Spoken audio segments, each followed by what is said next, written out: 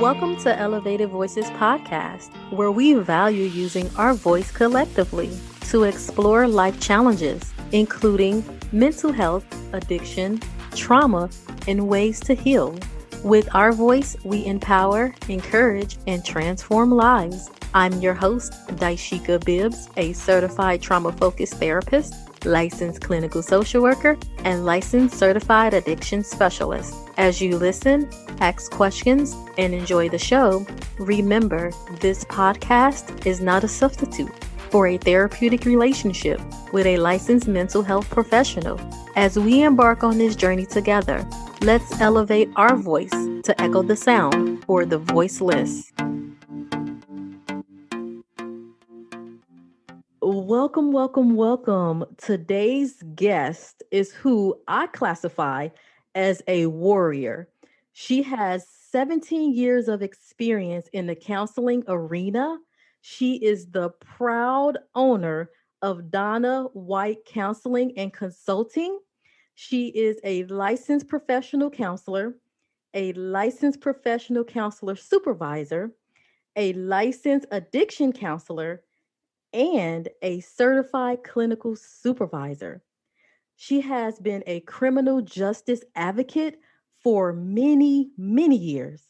She currently holds a position as an associate director for South Carolina Criminal Justice Reform. Elevated Voices podcast would like to give a warm welcome to Miss White. Hello, how are you? Good. How are you? Good. I see here that you are wearing multiple hats and that you are very busy. So, with almost 2 decades of experience, I know that I and my listeners have so many questions about you and your experience, and I want to just jump right in. Can you tell me what is criminal justice reform and what inspired you to become an advocate? So in 1999, I heard about the case of Amadou Diallo, who was shot and killed by 4 plainclothes officers in New York, and it just really sparked my interest. I think the biggest thing for me that stood out was the 41 shots that were fired. So before I even became aware of the term excessive use of force, it just seemed excessive to have 41 shots fired at a single individual. He was hit 19 times, and that just really, I don't know, it just hit me a little different. When they were acquitted, I became even more interested in that. And I went to college the same year. I was always drawn to helping people and talking. So counseling was my career path. I kind of knew that's what I was going to do, but I always had this interest in criminal justice. And I ended up taking so many electives that I ended up with a criminal justice minor. It just happened that way. So it was kind of cool. And so as an undergraduate, I had the unique opportunity to intern at our local detention center. And I got to spend a significant amount of time with incarcerated people and listen to their stories. I listened to their struggles while incarcerated, how they got to where they were, the family struggle while they were incarcerated, all of the barriers to successful reentry, post-incarceration. And I just never really forgot that experience. And through the years, I've worked in several areas. I've worked in the school system. I've worked in mental health, substance use. I ran an inpatient substance use treatment program for a while, providing services, counseling services. But I realized they all intersected with the criminal justice system. And so fast forward years later, I meet Ali Menegakis through some criminal justice reform work here in Charleston, South Carolina. And last year, she founded and became the executive director of South Carolina for Criminal Justice Reform. And so that organization, SC for CJR is what we call it, is a statewide, nonpartisan, nonprofit grassroots organization that's dedicated to achieving holistic criminal justice reform in South Carolina. And so Allie and I ended up connecting. I joined the organization. I later became the associate director, and the rest is kind of history. And I enjoy it because I get to link the criminal justice passion with the mental health stuff. And it's been pretty awesome. That's awesome. That's actually amazing, beyond amazing. and being able to actually link both of them together, because I feel that that's much needed, is being able to help individuals who are incarcerated and focus more on allowing them to achieve better mental health, because it's so much that goes into, being incarcerated and the trauma that an individual may face, and then allowing someone to come out and re-enter into society. Things have changed a lot depending on how much time they have spent incarcerated. Yeah. So you have a holistic focus. What does that mean? So we don't provide direct services to people, but we focus on criminal justice system with that holistic approach. We look at everything. And I think what makes us different is that we have a three-pronged kind of multidisciplinary approach where we look at law, we look at research, and we look at behavioral health, and we tie all of those things together. So Allie, who was our executive director, her focus is on law. She's a criminal defense attorney. And Philip is a criminologist, and he does all of our research, Philip Berry. And then I focus on the behavioral health portion. And through collaboration, advocacy, research, and education, we look to empower the community. We provide educational seminars, webinars, workshops. And again, because we look at this system holistically, we focus on crime prevention, police contact, due process, sentencing, reentry. And like right now, we have a heavy focus on what's going on in South Carolina regarding the bills with the death penalty. We're also looking at policing and excessive use of force, improving the pretrial process, and making sure that all people have representation, and then also looking at speedy trial. So we cover a lot of things. Our main focus is collecting information and educating people about that information. Thank you for that. And I think that your agency's 3 pillars are amazing. I don't know of any criminal justice reform agencies out there who's focusing on the behavioral health perspective. Yeah. And to just add that component in there, again, it's amazing, because I feel like it goes hand in hand. It does. It absolutely does. And I think about the mental health component of this, how does being involved in the criminal justice system impact mental health? You mentioned that earlier, like the trauma and everything that comes along with that. But not only the mental health of those that are incarcerated, but also the families. And then looking at the disproportionality on how it impacts those with mental health issues or substance use disorders. There's some NAMI, who's I think the National Alliance on Mental Illness, they say 1 in 5 people booked every year have a mental illness, and 1 in 25 of those have a serious mental illness. And then according to NIDA, 65% of the population has an active substance use disorder. Yes. So when we think about that, behavioral health has to tie into criminal justice. It's kind of crazy that we would leave it out. And when you think about that perspective as well, we also kind of start to look into how racial and ethnic disproportionality fits into that as well, because we know that people of color are less likely to seek treatment. They have less access to treatment a lot of times. They experience higher levels of stigma. A lot of times that's related to spiritual, religious, or cultural beliefs or misinformation about services.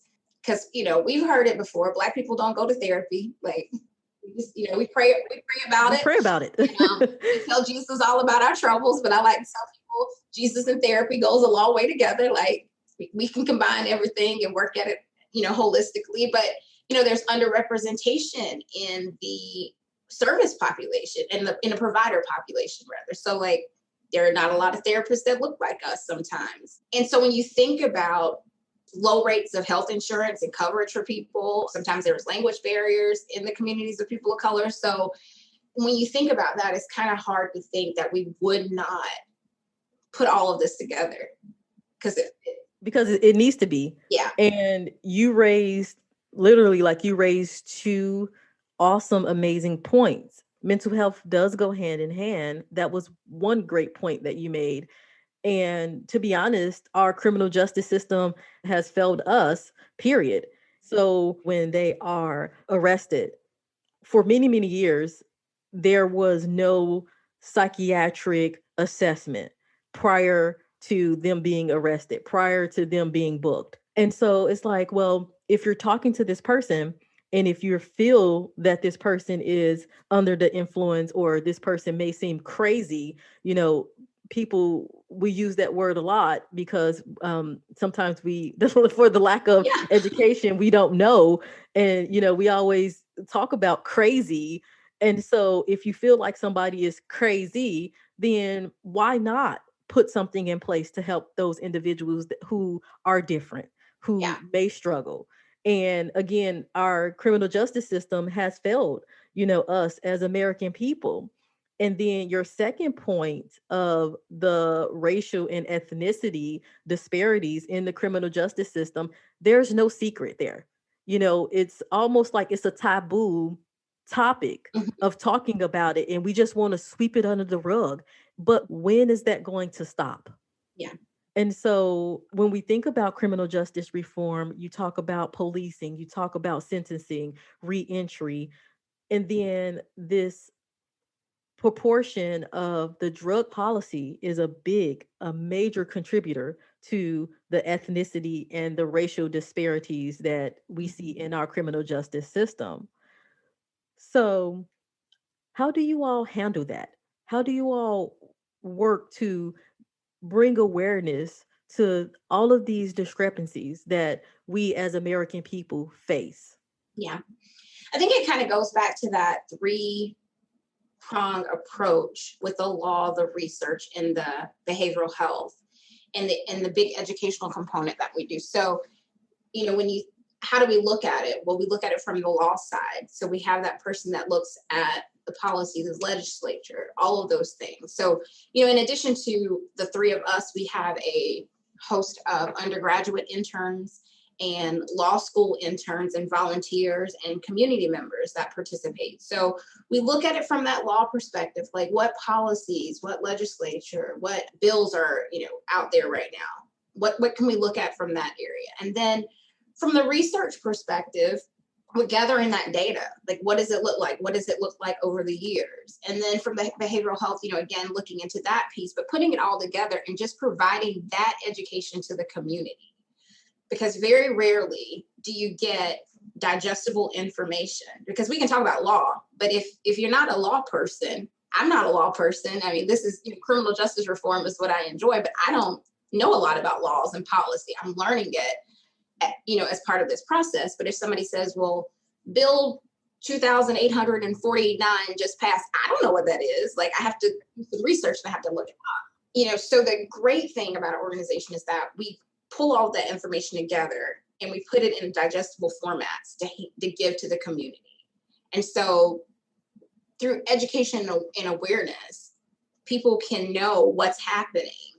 They have a place to go to see what's happening, and they can act on that, and they can become advocates themselves. When your agency take that information and dissect it and then represent it, are they receptive to the information that your agency presents? One of the things SC for CJR, we really pride ourselves on is that we make sure that we put out information that is legit. A lot of times you'll see information out there that says, oh, 1 in 5 people do this. But if we're going to post it and we're giving it to the community, we're going to tell you where it came from. So, I think whether or not people are receptive it's kind of a personal choice. We've been doing this death penalty series recently, and there's a great divide on whether or not we should sentence people to death or whether we should not. It's a big divide. But the information and the resources that we put out for the community, when we do that, we put, where we got it from. So if you want to fact check us, you can. Okay. So, in terms of whether or not people are receptive, I think it's just if they're receptive to the idea. But when we give out the information, it's going to be factual. Thank you for that. Yeah. And I think that's important because I want to be able to say, if I'm reading your article, I want to be able to say, well, let me learn more about that. Yeah. And what research study did they get that from? And not just, oh, this agency just put some things together and presented that to us. So, I think that's very important that your agency not only give the information, but you guys have the data to back that up. Yeah. One of the cool things that we do, so Philip writes a blog and it's called What's It Mean Wednesday. It comes out every Wednesday. We post it. And he takes these huge research articles and he breaks it down and just makes it really simple to understand. Which is great for me because I'm reading this article and I'm like, I don't understand half of these numbers and the charts and everything that are going on. But he takes that, breaks it down and is like, here. And what he does is that he cites where he gets it from. So again, we always try to tie it back to the original source. So if people have a question, they can go back and look at it themselves. Got it. Yeah. And I think that's important because everybody do not know the lingo of the criminal justice system. Yeah. Or law, period. And Yeah. when you start looking at some of those numbers in the language and the way that it is written, it can be intimidating. Exactly. So, I'm going to give a shout out to Phil for that. So Thank you so much. Thank you. You also mentioned something that was very important. You said families are affected. And I feel that sometimes we lose sight of that because the individual was found guilty or the individual made a mistake or the individual was at the wrong place at the wrong time, hanging with the wrong crowd, or just decided to act. Yeah. And so, we in America, we created this criminal justice system in order to serve justice. But sometimes I feel like our criminal justice system do us a disservice. Yeah. And it's interesting that you bring up that point. So, I see families affected in different ways. And I think that a lot of times when we think about grief and loss, we think about death. It's the first thing that kind of pops up. But grief and loss comes from any kind of absence. Definitely. So when people are sentenced and they're removed from their home, removed from their families, that family goes through a sense of grief on their own, so there's that aspect of it. There's also the financial burden that it leaves families with. And it's difficult. So I can remember I met a guy years ago and he was being sentenced on his third drug charge. And he was 23 at the time, I believe, and he was facing 35 years federal time, which meant he would serve, I believe he told me he would serve 32 years indefinitely, which was just pretty amazing to me. One of his things that he said to me that really stood out was that, one, he would not see his daughter outside of a jail. His daughter was 2 at the time. And he was like, she'll be in her 30s, by the time I can actually see her, hold her, hug her.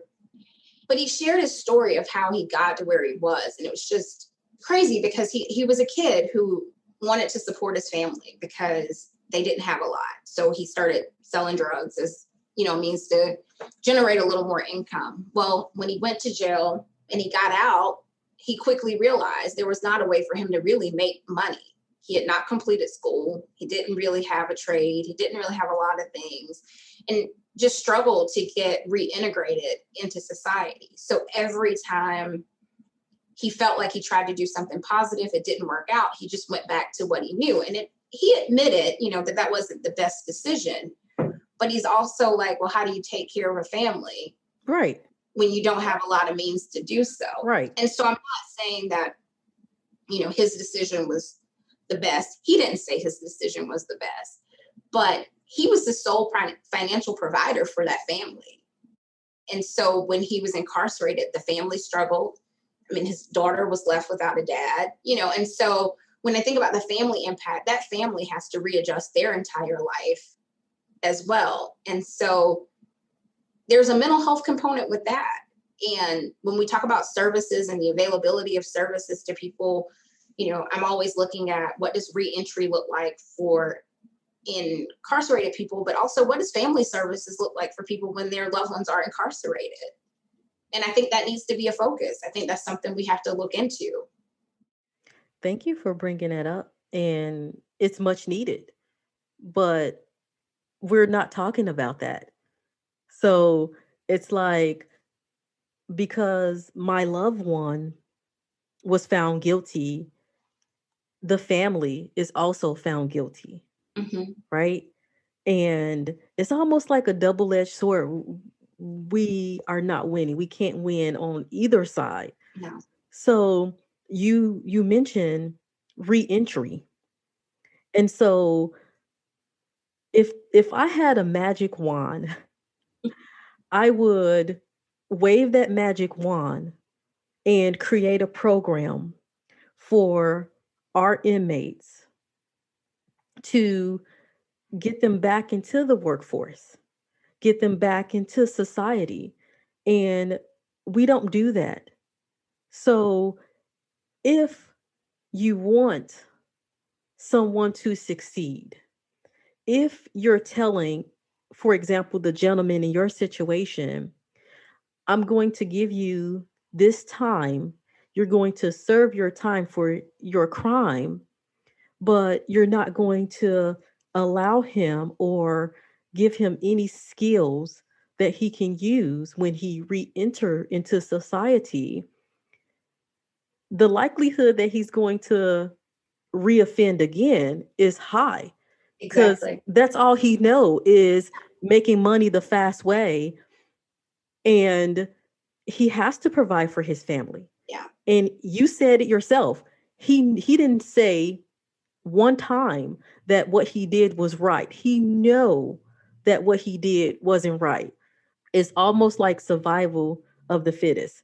It's either we're going to survive or we're going to die. And I want my family to survive. I want myself to survive. And if I have to go back to jail for that, that's probably a chance that I might take. It is.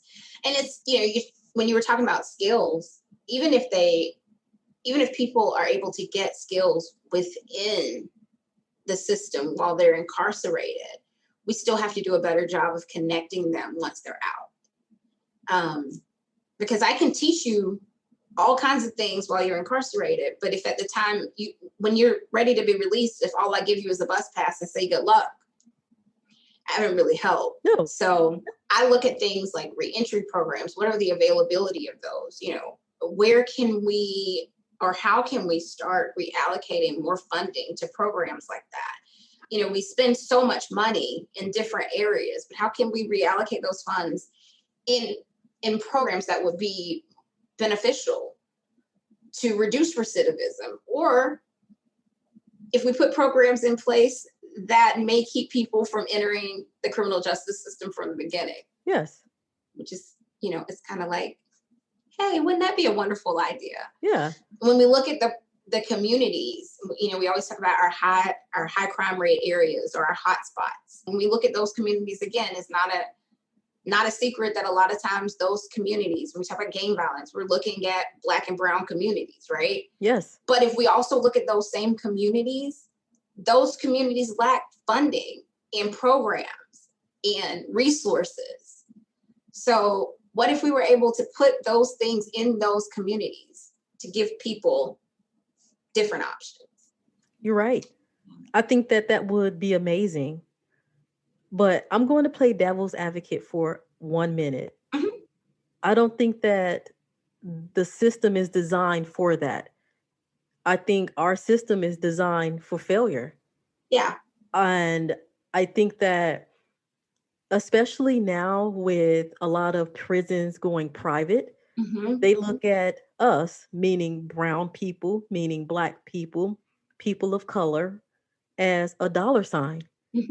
And I don't want to say, this is a racial thing, because I know my listeners, when they listen to this, they're going to say, oh, she's making it about race. But listeners, please hear me carefully, okay? It is about race. All right? It is about race. And we in America, again, have come a long way with sweeping it under the rug. We need to raise awareness with this issue and this problem. And we have been doing it. Yes, don't get me wrong, we have been doing this, and we continue to do it. but it's like some of the work that we're doing is falling on deaf ears and we're not being heard. But we need to continue to raise our voice. We need to continue to push harder. We need to continue to push back. And one of the things that we can do together is make sure that we are involved in the voting process. Make sure we are involved in who we elect to be our townsmen, who we elect to be our congressmen, who we elect to be our senators, and really do our research when it comes to putting and electing the individuals sometimes that we select for these offices. And so I know voting is a whole and politics is a whole nother episode. I mean, we can talk about that for days and days and days, but that also ties into some of the struggles that we face as American people. I was just saying it's hard because there are so many aspects of the criminal justice system that are broken that when you kind of open that box to start talking about all the things that could change or need to change or things that we need to look at or educate ourselves about, it kind of opens the floodgates. And it's like, oh, well, this and this and this, which only reaffirms the thought, feeling, belief, however you want to phrase it, that our criminal justice system it's broken. We talked about how it disparately impacts certain communities. And when we say certain communities, again, we're talking about communities of color a lot of times. And then it's outdated, it's ineffective in reducing or preventing crime, and it's inhumane. Yeah. Like from the sentencing, the treatment of incarcerated people, and the overall social impact is, so when you look at reasons that the criminal justice system needs reform, that's it. In my opinion. I mean, but again, once you open that box, you can kind of pull wherever you want to pull, whatever you want to pull from wherever you want to pull it. But those are kind of my thoughts. Okay. I'm going to ask you this. What would be an ideal reentry program?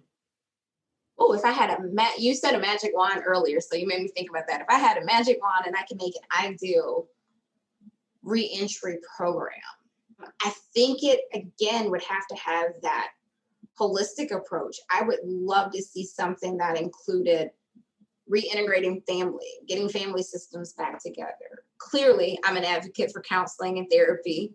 So, being able to provide that financial education, financial literacy. I think those are the things that really stand out to me, building skills, job skills, social skills. I think being able to communicate with people. It makes me think about, and I mentioned this before, but not here. I met a gentleman when I was interning at the detention center who had gone in for a significant amount of time. I think it was like a murder charge, I'm pretty sure, but he had gotten out. And in the time that he was incarcerated, which was close to 20 years, he didn't know how to do anything when he got out because everything had changed. He had gone in the 80s, came out in the 2000s, and it was like... It was a culture shock. Yeah, and it reminds me, if you've ever seen the movie Life. Yes. At the end, that scene when they go out and they're like looking at everything that's going by and the people and how they're dressed, and you see them, at the end and they're at this baseball game, but it's because it really is like that for people. People get out and they have no clue what's going on. So, I think a reentry program would also have to include something that would help them kind of ease back in. Like, this is what's happening in the world. This is how these things work. It's insane how just that whole process. And it's really touching to me because it's a brand new world. It is.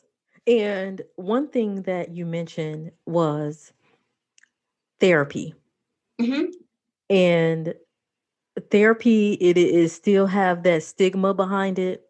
But if individuals don't want to engage in the therapy piece because of that stigma, we have this new component called coaching.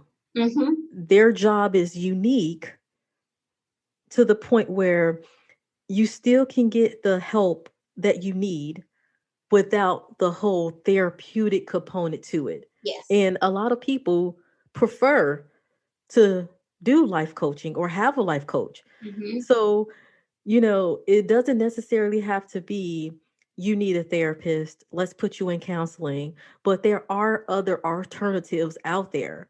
Yeah. The most important part for me is just making sure that you have a professional that you can process and bounce ideas off of and be able to articulate your thoughts, your Yeah. emotions, your feelings, and just, put it out there and allow that person to guide you and bounce ideas back at you or give you feedback and allow you to look at things, look at life in a different way.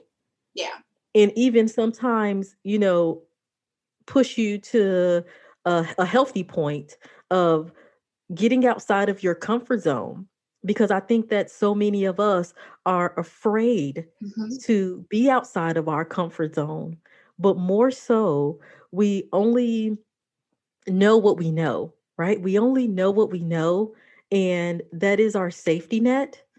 So if a person grew up in an impoverished area and what they saw every day of their lives is the drug dealer selling whatever substance that they're selling, right? And they see that this drug dealer is making money, but my mom is on welfare. My mom is trying to work a 9 to 5, but she still can't keep the lights on. And my mom has 2 jobs and she's still struggling, right? And it's like, well, what do I do? Do I let her struggle? Or, as the man of the house, because my father may not be there, what do I do? Or as, the second woman of the house, you know, I feel my mom's pain. So what do I do? And if this is a way that I can make money, then why not?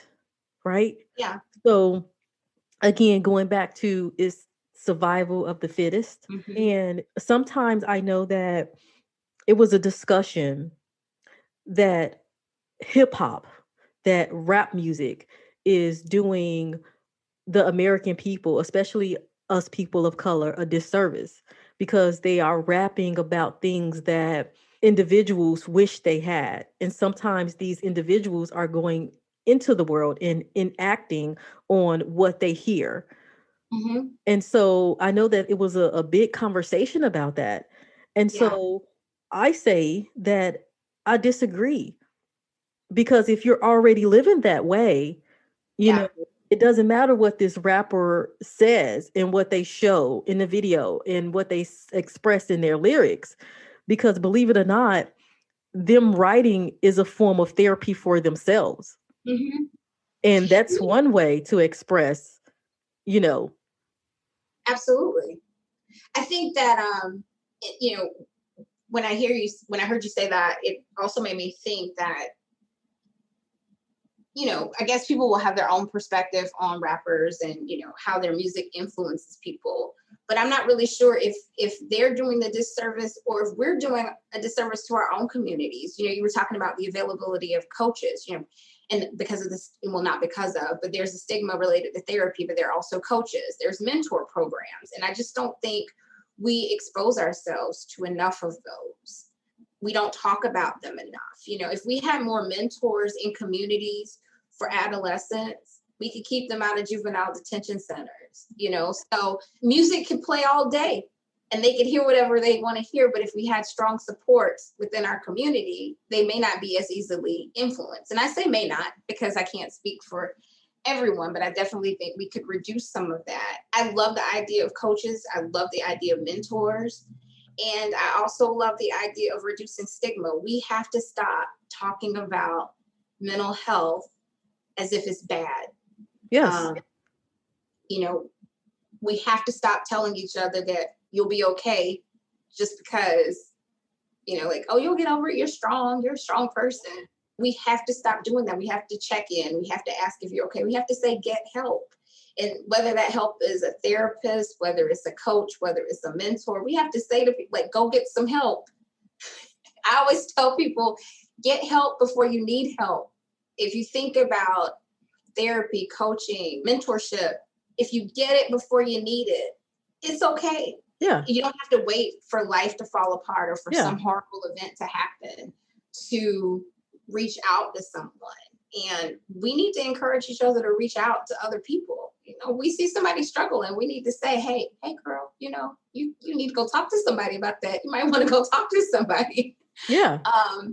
To normalize that process. Definitely.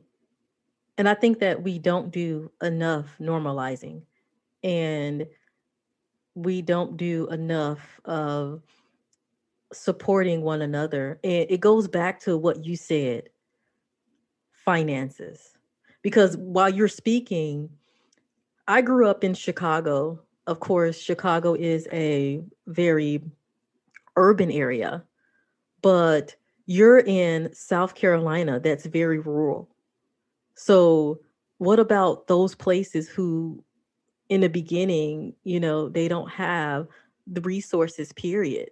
What about those small areas, especially rural South Carolina or rural anywhere, because it's some rural places in Illinois, who don't have the resources to begin with.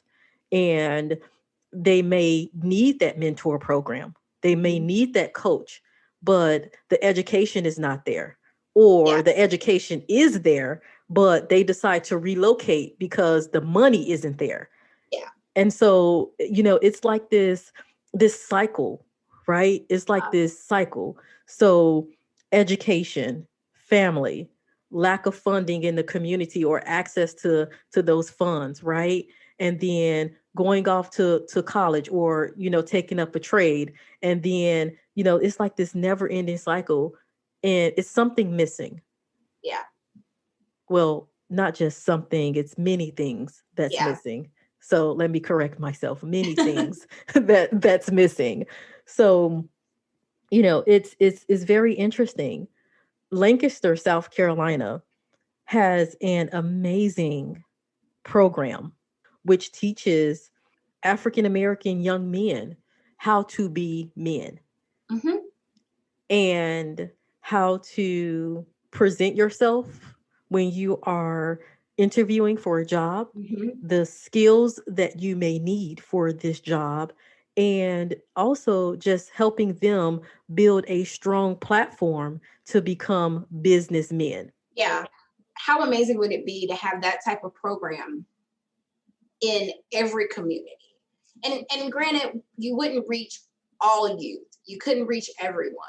But the amount of kids that we may be able to keep out of the criminal justice system just by ways of programming like that, and the fact that it's not available, the fact that funding is not created specifically for that, the fact that funding is not utilized specifically for programs and things like those in the community is really sad.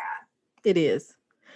I was thinking, we've been talking a lot about weaker points of our criminal justice system.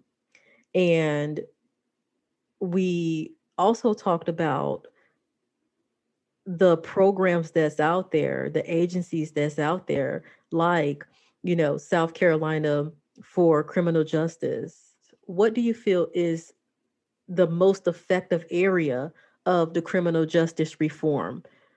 I think what's working is that we are having conversations. We're sitting down and we're talking with people. We're educating the community. I think that's what works. I think that's the start of a lot of changes. And again, with that three-prong approach, when we're sitting at the table and we can present all aspects from law, research, and behavioral health, it's hard to argue with research. When you sit down and you say, this is what has happened in this county from this year to this year. This is how many people were arrested for this offense between this time. This is how many Black people were arrested for this. When you can sit down and you can talk about numbers, then you can have open discussion. When you can talk about policies and laws that are just outdated or ineffective. You can have conversations about those. When you talk about policing and training of officers, how much mental health training do officers receive? How well prepared are people to deal with people with mental health issues? If they encounter someone with mental health or substance use issues. We're sitting down and we're having a lot of conversations. We're collaborating with a lot of organizations that are like-minded and doing similar work. So I think that is the most effective part of the process right now. Yeah. And I have to agree with that. And speaking of being able to collaborate with other entities in the community, South Carolina, Rock Hill, South Carolina, they are actually looking for a clinician to work with their police department. And when they are receiving some of these calls, especially for families that they have identified that a person with a mental health illness lives there, they want that person, that clinician, to come out to be able to interact with that individual and de-escalate the situation before that situation even, get out of control. And I think that if we can build that into our budget, again, going back to finance, right? If we can build that into our state budget, then that would be amazing. Yeah. And so a lot of people get discouraged because when they see that post, it's only for $45,000, maybe $43,000. And you say to yourself sometimes, as a clinician, we put a lot of money and a lot of time into our education and keeping our certifications up and keeping our licensures up. And also, our continuing education credits that we have to, maintain and stay in compliance with our boards. And so when you look at that salary and all of the work that goes behind being a clinician, that might discourage you. Yeah. So again, budget, finance is an issue that I have heard us say multiple times in this conversation. And so, like you said, just being able to look at things holistically and coming up with a more strategic, a more effective plan is what we need here in America. Yeah. So if someone wants to be an advocate or volunteer for South Carolina for criminal justice, what steps should they take? Yeah, so we are always excited to have people join the movement. We're so excited about it. If you go to our website, there's actually a place that says join the movement. And our website is www.sc4cjr, and that's the number 4. So it's SC, the number 4, CJR. And again, that link is there that says join the movement. You can click on it, you can put in your information, and we'll get an email and somebody from our team will get back to you. Or you can email me directly at Donna@SC4CJR. Again, that's the number 4. And if you're interested in what we're doing or just want to know more about what we're doing before you commit to joining the movement or being a part of the process, we have tons of content throughout social media and on our webpage. You can like, share, and subscribe to our social media platforms where we post, again, a lot of great content. You can find Philip's blog on there. You can find videos. We're interviewing people. Sometimes you'll find us in clips in the media. Anything about what's going on, any updates on what's happening in the community, you can find it there. And you can find us on Facebook, Instagram, Twitter. We even have like a little TikTok. It's not a lot, but it's a little something out there. And YouTube. And you can find us on all of those platforms at SC4CJR. Again, SC, the number 4, CJR. So check us out, see what's out there. If you like it, join us. Well, thank you so much, Ms. White, for joining us today. It was a pleasure speaking with you. And I myself look forward to having more conversations with you and supporting your agency. And yes, guys, go out and join the movement. I know I'll be there. I hope to see you all there as well. Thank you for tuning in to Elevated Voices Podcast, where we enjoy using our voice to share information which promotes growth and change. Never feel like you are alone. Join our Elevated Voices podcast community at elevatedvoices_ on both Instagram and Twitter. Stay tuned to bi-weekly episodes wherever you get your podcast. If there is a topic that you would like me to cover, or if you have questions, you can send me an email via my Elevated Voices podcast Facebook page. And remember, don't forget to let your voice be heard.